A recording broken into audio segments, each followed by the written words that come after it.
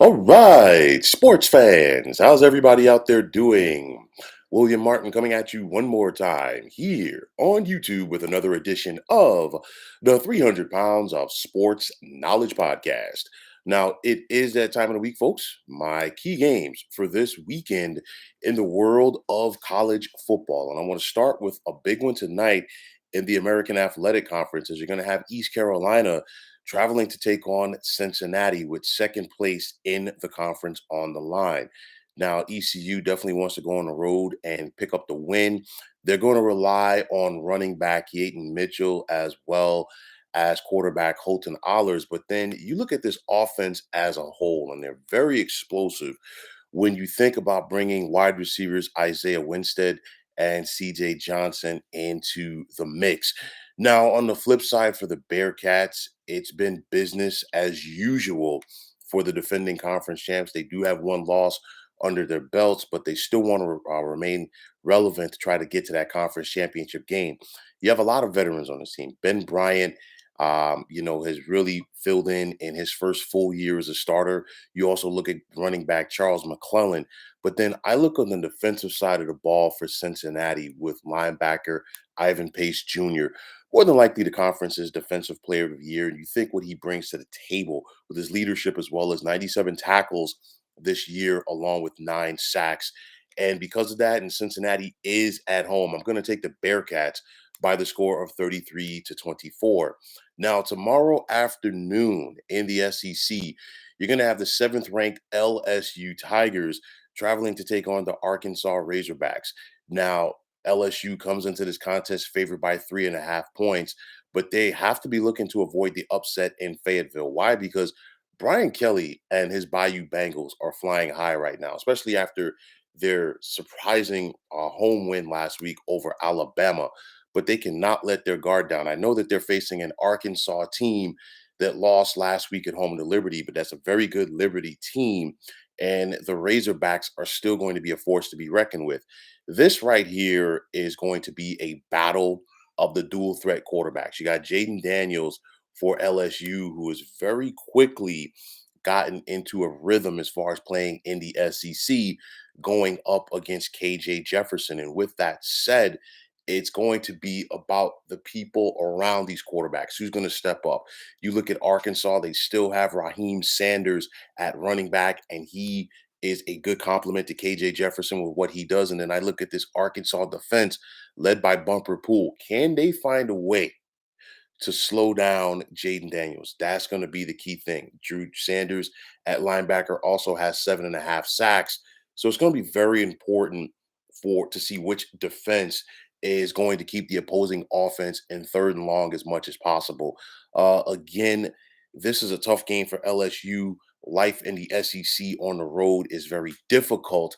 And with that said, I'm going to take Arkansas with the upset by the score of 31-27. Now, moving to the Big Ten, you're going to have Purdue traveling to take on the 21st ranked Fighting Illini of Illinois with first place in the Big Ten West on the line. Illinois comes into this contest favored by 6.5 points, but they know last week they got punched in the mouth at home by a physical Michigan State team. So they got to get back on track. And when Illinois needs to get back on track, they have to focus on their defense and as well as their running game. You're talking about a team defensively, the Illini, they have 26 team sacks and 16 team picks.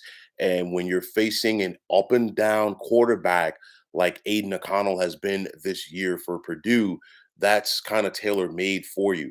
So I look at it, Illinois' defense needs to get back on track. They need to get back on track with their running game and dictate things with Chase Brown. But this defense has to slow down McConnell as well as wide receiver Charlie Jones and running back Devin Mockabee. I think this Illinois defense is going to be up for the challenge, and I'm going to take the Illini at home by the score of 27-10.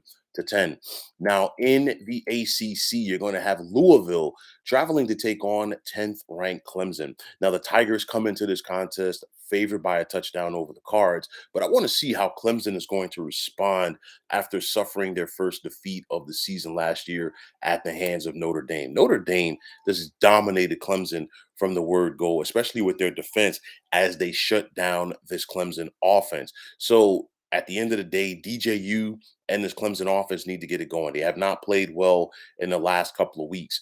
But the thing is, for Clemson. Yes, they're at home, but this Louisville team, no pun intended, they are a real wild card because you don't know what you're going to get.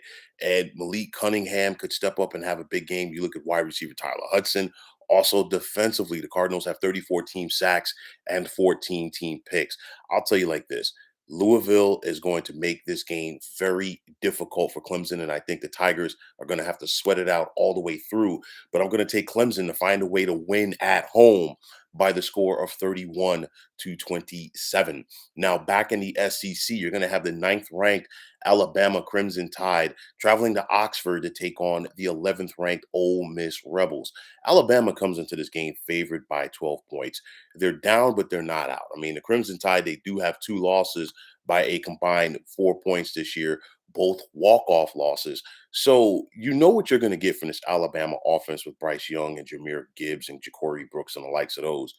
But this defense, this highly touted defense, has to find a way to step up. They have not stepped up in those two Alabama losses, and it's been telling. There's too much talent there with the likes of Will Anderson. They have to find a way to slow down opposing offenses.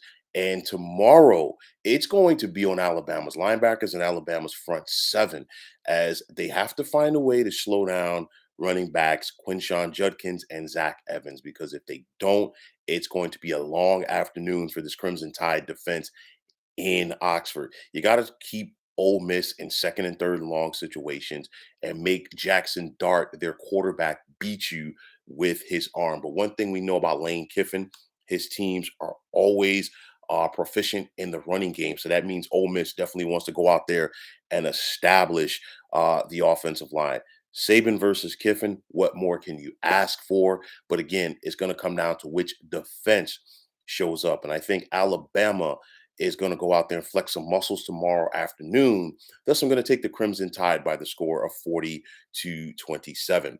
Now, a big one tomorrow night in the American is you're going to have UCF with their 22nd, number 22 ranking in the college football playoff, traveling to take on the 17th ranked Green Wave of Tulane.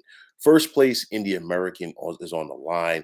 This is the biggest game in a long time in the history of Tulane's program. For Willie Fritz and his bunch, they want to try to show that they're for real. I mean, they've been flexing their muscles so far this season, but this is a big one right here against a conference heavyweight. Tyjai Sanders Spears, excuse me, at running back for Tulane. Can he get going? As well as quarterback Michael Pratt. But this Tulane defense, can they slow down this UCF offense with John Reese Plumlee and company? That's going to be important. I think this is going to be a very good game, one of the better games of this weekend. And when it's all said and done, Tulane definitely wants to try to score early to get their crowd in the game. But you look at the explosiveness of the UCF offense, you can never write them off. I think this is a back and forth affair, but I'm going to take Tulane at home by the score of 34-30. Now, in the Big Ten, you're going to have Wisconsin traveling to take on Iowa, and both of these teams are hanging around in the Big Ten West race where everybody's relevant. But with that said, if you are a fan of offensive football, you need not watch this game because you're talking about two teams that have two of the better, more physical defenses in the Big Ten. And you also have two offenses that have really struggled all year long.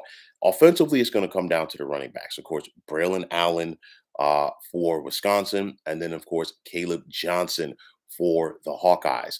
But you look at this game, you think about the defenses. You got Jack Campbell and Seth Benson at linebacker for Iowa. You think about the physicality that Wisconsin plays with, especially now since Jim Leonard has been promoted and is the interim head coach. This game right here, of course, field position and which team is going to make the fewest turnovers. That's going to be big. Like I said, it's not going to be a pretty game offensively, but I'm going to take Iowa to win at home by the score of 18 to 17. Now, tomorrow night, you're going to have the number one ranked Georgia Bulldogs traveling to take on the Mississippi State Bulldogs. And for the Georgia Bulldogs, they come into this game heavily favored, but should they be on upset alert after their big win last week at home rather against Tennessee? And for Georgia, it's a scenario where they're traveling to face Mississippi State, and Mississippi State is one of those teams you never know what you can get or you will get from Mike Leach and company. But I think about this: Georgia has the number 5 defense in the nation, and they flexed their muscles against a pass-happy offense last week, and they get another one here with quarterback Will Rogers and company. Too much talent on offense for Georgia. I don't think they slow down, and I'm going to take the Georgia Bulldogs to double up on the Mississippi State Bulldogs by the score of 34-17. Now, tomorrow night in the Pac 12, you're going to have the 25th ranked Washington Huskies traveling to take on the 6th ranked Oregon Ducks. And this is a big one atop the Pac 12 standings. Now, Oregon comes in favored by 13 points at home. The Ducks have been rolling following their opening blowout at the hands of Georgia. And you look at Bo Nix.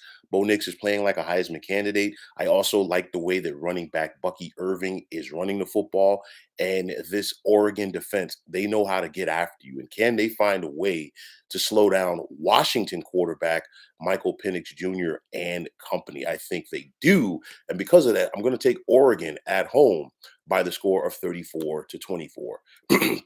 Excuse me. Now in the Big 12, you're going to have the 19th ranked K State Wildcats traveling to Waco to take on the Baylor Bears. And the loser in this contest is more than likely done in regards to getting to the Big 12 championship game.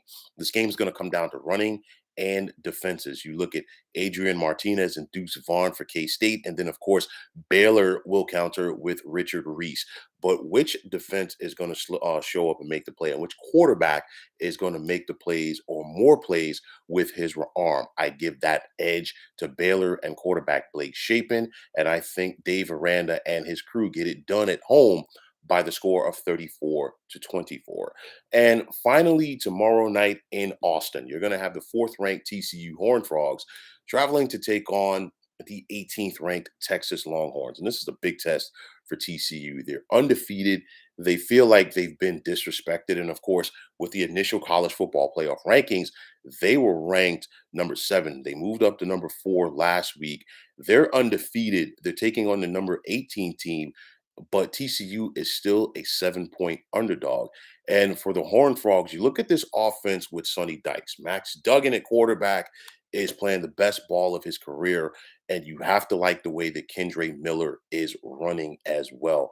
And I think it's going to be important for TCU to score early to take this crowd in Austin out of the game, because you know that Texas is going to run the football with Bijan Robinson.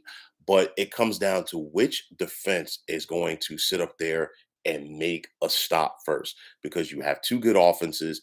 Texas is getting better as a team as the weeks progress, and that's going to make it very difficult for TCU. I think this is going to be a back and forth affair, typical Big 12 game. The last team with the football wins. And because of that, I'm going to give the edge to Texas at home tomorrow night by the score of 37-34. So, folks, those are my picks for this weekend in the world of college football. And as always, I want to take the time out to thank you for tuning into the 300 Pounds of Sports Knowledge podcast here on YouTube. I want to take this time out to thank all of you fine folks out there for tuning in. And if you have not already, please feel free to subscribe to this channel. Now, if you're on Twitter, please feel free to follow me at 300 Pounds of Sports. And like I always say, if you follow me, it'll be my pleasure to follow you right back. There's also the sports discussion group on Facebook at the Sports Depot 365. You can check it out. Drop a line and be a part of one of the better sports debating sites going on social media. So once again, fine folks, my name is William Martin. I am signing off, saying take care and have yourselves a wonderful day.